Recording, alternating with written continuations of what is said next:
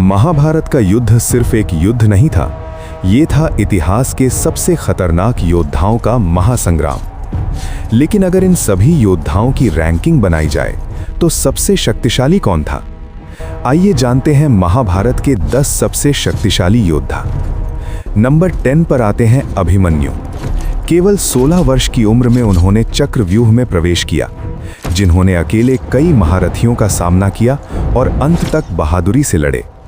इन्होंने अपनी शिक्षा स्वयं भगवान श्री कृष्ण और अपने पिता अर्जुन से ली थी। कम उम्र थी लेकिन अद्भुत साहस था। यही थी अभिमन्यु की पहचान। नंबर 9 पर आते हैं दुर्योधन। गदा युद्ध में एक बेहद शक्तिशाली योद्धा जो भीम के बराबर ताकत रखते थे, जिन्होंने अंत तक हार नहीं मानी। अहंकार था लेकिन साहस भी कम नहीं था। इन्होंने अपनी शिक्षा द्रोणाचार्य और गदा युद्ध की शिक्षा श्री गुरु बलराम से ली थी। नंबर 8 पर आते हैं एकलव्य, जिन्होंने बिना गुरु के ही धनुर्विद्या में महारत हासिल की। अद्भुत डेडिकेशन और असाधारण अभ्यास, मेहनत और लगन में एकलव्य सबसे आगे थे। नंबर 7 पर आते हैं बर्बरीक, जिनके पास केवल 3 बाण थे लेकिन शक्ति असीमित थी। ऐसा योद्धा जो अकेले पूरी सेना समाप्त करने की क्षमता रखते थे। इन्होंने अपनी शिक्षा घटोत्कच से ली थी और वो 3 बाण उन्हें भगवान शिव ने दिए थे। कहते थे अगर बर्बरीक युद्ध में उतरते तो परिणाम कुछ ही क्षणों में तय हो जाता। नंबर 6 पर आते हैं भीम, महाभारत के सबसे शक्तिशाली शारीरिक बल वाले योद्धा। गदा युद्ध में उनके जैसी ताकत किसी में नहीं थी।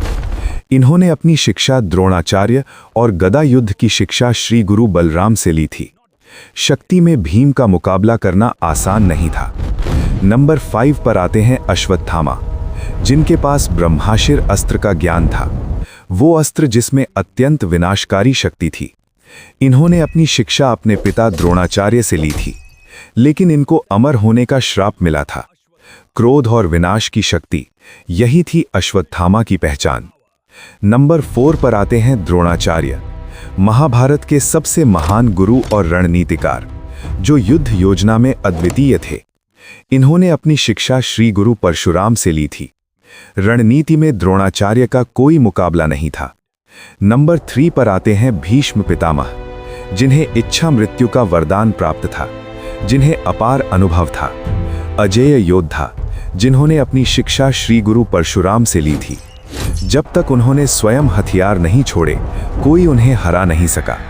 रैंक 2 पर हैं कर्ण, जिन्हें जन्म से अजेय माना जाता था। कवच, कुंडल और विजय धनुष के रहते उन्हें भगवान कृष्ण के अलावा कोई भी योद्धा हरा नहीं सकता था। कर्ण भगवान परशुराम के परम शिष्य थे, जिन्होंने अपना सबसे शक्तिशाली विजय धनुष और अपने सबसे शक्तिशाली दिव्य अस्त्र कर्ण को दिए। अगर परिस्थितियां अलग होतीं तो कर्ण पहले रैंक पर भी हो सकते थे। और अब आते हैं रैंक 1 पर, महाभारत के सबसे शक्तिशाली और कंप्लीट योद्धा अर्जुन।